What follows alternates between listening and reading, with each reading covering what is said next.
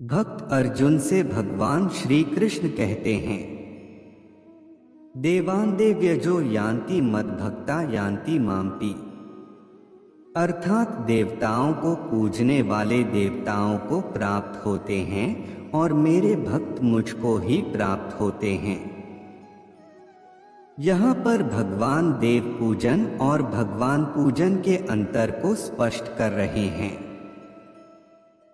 हमारे यहाँ शास्त्रों में कहा गया है, त यथा यथोपास्ते तदेव भवति। अर्थ जो जिसकी उपासना करता है उसे ही प्राप्त हो जाता है, अर्थात उसका स्वभाव और स्वरूप भी वैसा ही हो जाता है। यादृशी भावना यस्य सिद्धिर्भवति तादृशी। अर्थ जिसकी जैसी भावना होती है वैसी सिद्धि होती है।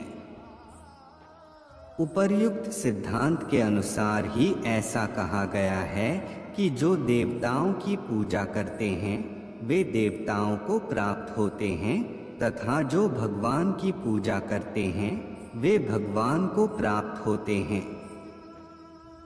यहाँ यह ध्यान में रखने की बात है कि वे उनकी बात कर रहे हैं जो देवताओं को भगवान से अलग मानकर उपासना करते हैं। देवताओं को प्राप्त होने का क्या मतलब है? जो लोग स्त्री, संतान, संपत्ति, यश आदि तुच्छ और क्षणिक भोगों के लिए देवताओं की उपासना करते हैं वे अपनी अपनी कामना के को पाकर ही संतुष्ट रह जाते हैं।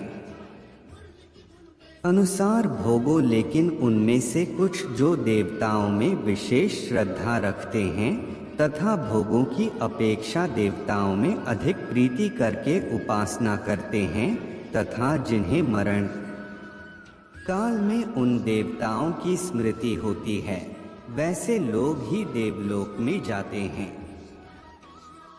भगवान को प्राप्त होना क्या है? भगवान की नित्य दिव्य परमधाम में निरंतर भगवान के समीप निवास करना अथवा अभेद भाव से भगवान में एकत्व को प्राप्त हो जाना, दोनों का नाम भगवत प्राप्ति है। भगवान के भक्त कामना की पूर्ति के साथ साथ भगवान को भी प्राप्त कर लेते हैं। इसी भाव से इस श्लोक में अपि शब्द का प्रयोग किया गया है। भगवान का स्वभाव ही ऐसा है कि जो किसी भी उद्देश्य से एक बार भगवान से संबंध जोड़ लेता है, फिर यदि वह उसे तोड़ना भी चाहता है तो भगवान उसे तोड़ने नहीं देते। भगवान की भक्ति कभी नष्ट नहीं होती, अतः भगवान के भक्त कभी नष्ट नहीं होते। इसलिए भगवान ने कहा है, न मे भक्तः प्रणश्यति। भगवान की भक्ति की यही महिमा है कि एक बार किसी भी कारण से मिली हुई भक्ति अनेक जन्म बीतने पर भी तब तक उसका पिंड नहीं छोड़ती जब तक कि उसे भगवान की प्राप्ति नहीं कर देती, और भगवान की प्राप्ति होने के पश्चात तो भक्ति के छूटने का प्रश्न ही नहीं रहता। फिर तो भक्त भक्ति और भगवान की एकता ही हो जाती है।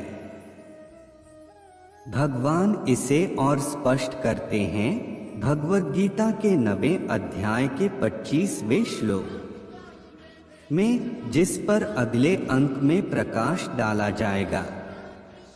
मिथिलेश ओझा की ओर से आपको नमन एवं वंदन। भगवान श्री कृष्ण की जय।